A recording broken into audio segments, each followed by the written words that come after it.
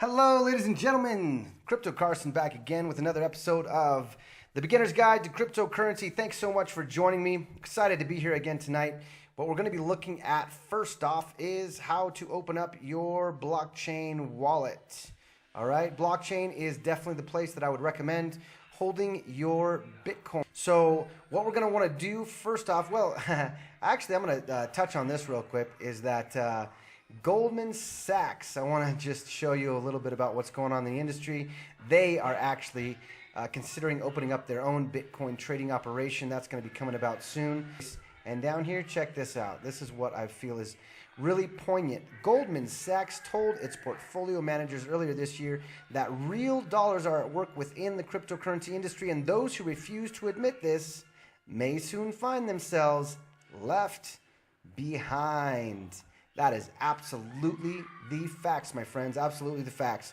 We are really exploding right now. 2017 has been a huge year for cryptocurrency, as you probably well know if you followed this at all. So to start with your blockchain wallet, you just want to type in your email address. Then, as I always recommend for your passwords, you don't want to use the same one on any of the sites that you've ever been on, right? You never want to do that. I actually have it set up to where they automatically generate it for me, but I want to show you for visualization purposes what a password generator looks like and how to use it. I always like to use over 20 characters, and so we'll just use 20 tonight, and we'll copy this password right here and put it right in here in this section. That is strong. Ain't that cool? All right. And then we just paste it again. Be sure to always read the terms of service. I'm going to say that as a disclaimer. It is a little bit heady, but go ahead and do it anyways. Click continue, and you are nearly done. I know that sounds crazy, but you're nearly done already. Now, one thing that I always do for myself, and I just forgot to do it, is to make sure to take this password and drop it right in here into the place where you keep all your passwords, okay? So that's real easy. As you can see, blockchain is the instrument vehicle, and the website is written right there. And then should you have a username or email, if that was relevant, then we would put that in there. When we do obtain our private key and receive address, we're going to put it in right there as well. Of course, the two-factor authentication secret key if we had one, and so forth. But for the time being, we do have a password, and we're going to check to verify that it is the same password, and absolutely 100% it is, so we're good to go. All right, so we have gotten into our wallet now, and your wallet is making transactions easily and intuitively, blah, blah, blah. Read that stuff if you'd like, and let's get started. Okay, so a couple of the components you're going to want to know about is how to receive some Ether into this wallet. That's first and foremost, right? So the way you do that is you copy your address right here. Now, if you have, this is a really cool little feature, if you've got Coinbase on your phone, you're able to go in and create a transaction, and it will ask you to either scan a QR code or input an address. They're both fairly simple to do, but if you have it on your phone and you can simply just pop it open and scan this QR code, you will automatically generate this address into that field, and you won't have to worry about copying or pasting or anything like that, okay? Either way is very simple, but we would go in, okay? And this is the address that you want to copy, all right? You copy that address by clicking this button. You're going to go into your Coinbase account. You're going to send however much Bitcoin. Again, I will reiterate that you need to send only Bitcoin to a Bitcoin address. If you had Ether on your Coinbase wallet and you wanted to send Ether, then this is the address. It's fairly easy to recognize the differences. Bitcoin is usually going to start with a 1, and Ether is usually going to start with an OX, 0x. So that's one way that you're going to know if you're sending it to the right place. There does seem to be more characters. I haven't counted this, but it seems to be more characters in a Ether address as well. So anyway, a couple of things to look out for then. And so when you're requesting this, you can actually even send a request off to somebody to, if you would like that, to show up, but you don't need to do that because you can just send it without doing any of that, okay? The next thing that you're going to be able to do is send some of those coins to another location if you'd like. So once they're in your wallet, you simply just pick those up and you send them off to a different address. Very simple. This is all very self-explanatory. You put in as much Bitcoin as you'd like. You either copy the address that you'd like, or you can click that button and use a QR code. All right, so the exchange is a new feature, very cool feature that they've implemented where you can transfer your Bitcoin into Ethereum. It's a very small nominal charge that they charge to do that, but that way you don't have to worry about sending it to the wrong address, that is Bitcoin to an Ethereum address, okay? So pretty cool. I keep actually a little bit of both on this wallet, Bitcoin and Ethereum, just because.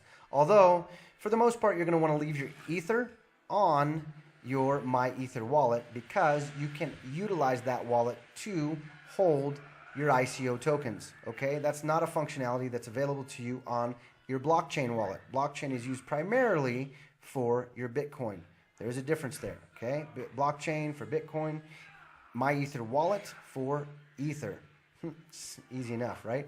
Now, before I let you go on this one, always, my friends, go in here and make sure that you are keeping your account as secure as possible. There's a variety of ways in which you can do that on this account. They change from account to account, but in this one, of course, you want to verify your email, and this is very important right here. Very, very important. You want to create a backup phrase. There's one available to you, and you can print this. It's going to look just like this, and you want to print this form out, okay? Print this form, and then you're going to handwrite all of these words that are about to come up for you into that sheet. So here you go. You're going to have that sheet printed, and if it were me, I would write until, account, inherent, crash, and those would be the first 4 words that I would write down right here, okay, right there. Now, the next 4 come up, and this is just to make sure you're writing them down. Soon, mouse, find, among. It sounds very random, and it is, but this is the way in which you can recover your account should you lose it somehow, if somebody stole your computer or what have you, okay? So you're going to want to keep this, of course, in your safe or whatever place you keep your secure documents. And then speak, vapor, best, expect. Those are the last 4. You're going to write those back in down here, and then guess what they're going to do? They're going to test you on this to make sure that you actually wrote them down. They're going to ask for 4 of those words, random, 7th, 6th, 3rd, 9th, just to make sure that you actually did your assignment. And if you try and click finish, nope, it's not going to let you do it, okay? So that's very important that you write down your backup recovery phrase. You have to write this down. Very similar to a private key that people have, okay? So for your Ether wallet, that is. You're going to find that they have a variety of different ways that people secure their accounts, and it really depends on which platform you use as to which one they like the best. So this one, they're going to use a backup recovery phrase rather than a private key, okay? So, and then you can create yourself a password hint. Since you're doing a randomized password, at least that's what I recommend, then your hint could possibly be where you created that random password or where it's stored at. Perhaps USB drive, or perhaps you store it, like for instance, we have it right there, right? But you can put the name of this document, I guess you could say, if you want to put that there. Whatever will remind you of the place in which you have stored that info, all right? Down here, you definitely want to link your mobile number to this and enable 2-step authentication, 2-factor authenticator. Again, that'll be on your phone. Google Authenticator is a good one, and also Authy is a good one, A-U-T-H-Y. For me, I definitely block the Tor requests. If you get a little bit more advanced, then you're going to perhaps want to open that up for increased functionality, but for the time being, I highly recommend that you leave that sucker blocked, my friends, all right? And of course, in the settings, this is not to share with other people. This is very similar to, we're going to go in here for private key section, okay? Private key. There you go. That is not something that you want to share with people. This is a really cool functionality, my friends. Really cool functionality is that if you have the mobile app on your phone and you don't want to go through the process of logging in, then all you do is you create this pairing code. You go into your mobile app, your blockchain app, and you simply scan this QR code that's right on the screen in front of you, and it will automatically populate your wallet for you in your phone with all the same parameters that it has right here. Super cool function, super cool function, all right? Again, we have security, which is your backup phrase, which is presently unconfirmed. Your wallet password is set because you did that before we started. You have not created a password hint. And second wallet password. You can actually create a secondary password just to create an additional layer of security for yourself. I highly recommend doing that as well. Anything that you can possibly do to keep your account safe. So your preferences, those are up to you. You guys can fiddle with that yourself. And you can always check your transactions here, whether you've received or sent or transferred, whatever transactions that you may have, they're all going to be there. And this FAQ section is pretty comprehensive. You should be able to do what you need. And if you need the support center, click on that one there. If there's anything I didn't cover that you need answers for, you let me know, and I will either reach out to you personally or we'll get a training underway for you to make sure that you get that info. All right? Hey, thanks again for watching, guys. It's been a pleasure to be your host. I'm Crypto Carson. I'll be back again with another video soon. Thanks for watching, and have yourself an awesome night. You guys are great. See you later.